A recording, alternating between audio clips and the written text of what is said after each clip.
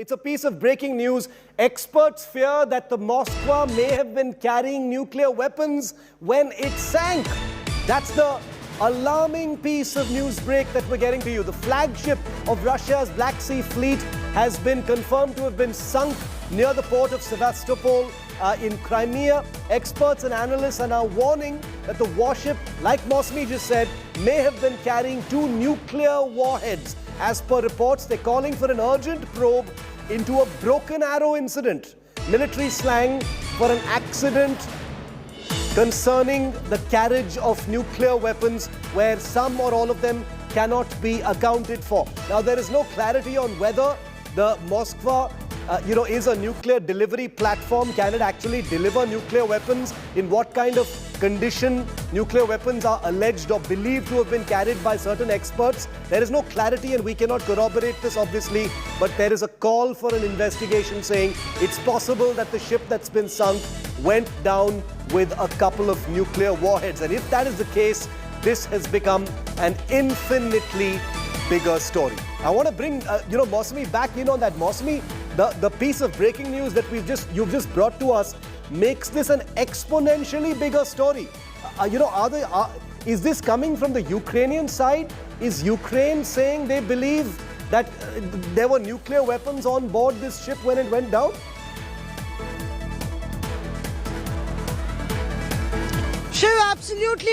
It does increase the entire crisis exponentially because there were continuous threats from Moscow and speculations that they could use nuclear warheads. But importantly, if you look at the entire incident, we are getting reports from Odessa. As I told you, I spoke to the press secretary and he said that there were speculations that because it is supposed this ship, which is like the A ship of Russia, is supposed to accommodate 2 nuclear arsenals, and the question really is, the experts are saying that whether these arsenals were in armed mode or on standby mode, that's the big question, and international agencies are calling for a probe.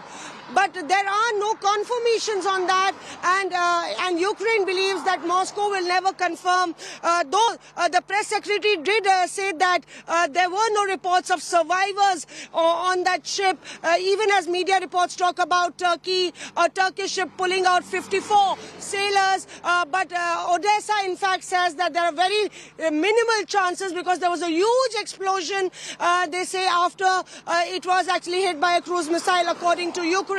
So, Shiv, with this angle coming into picture, one will have to wait and see because this particular ship could have 2 arsenals that would have been in that ship, and whether they were damaged, whether that damage can be assessed, is what the agencies are calling as far as a probe is concerned in this entire incident. But we've not heard any word from Moscow on that, even as they have refused any reports of missiles being hit at the ship, and it was an internal fire that actually caused the damage to the ship, is what Moscow says. So we will have to wait and watch, Shiv, how this unfolds, because very precariously placed and very precarious position. Rajesh, what's your take on this? Lots of claims and counterclaims. Many alarming things have been said, amidst this entire fog of war. Many nuclear tinged comments have been made since the start of this entire invasion. Now you have certain sections saying the Moskva was carrying nuclear weapons. That's a very extreme thing to believe. But, as you rightly said, anything is possible in this escalating conflict. What do you think, Rajesh?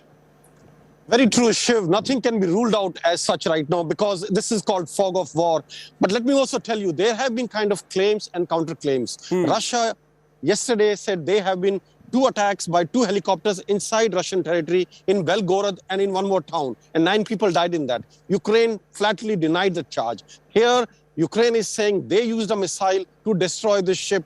Russia says there was an accidental fire, and when they were towing the ship away, it sunk. So nothing can be said for sure. But let me tell you what, if Bosmi is saying is true, that there were probably nuclear weapons on this, then it was a big international event. You see, Black Sea has coast with many countries. The most prominent of them is Turkey. And if this would have happened, by now we would have heard something from Turkish media or Turkish government. So it is unlikely, because we have not heard anything from Turkey so far. But if it is true, then it's a big international event and a catastrophe for all the people living in Georgia, Turkey, Ukraine, and Russia. These are the 4 countries which share a coastline of Black Sea. Shiv.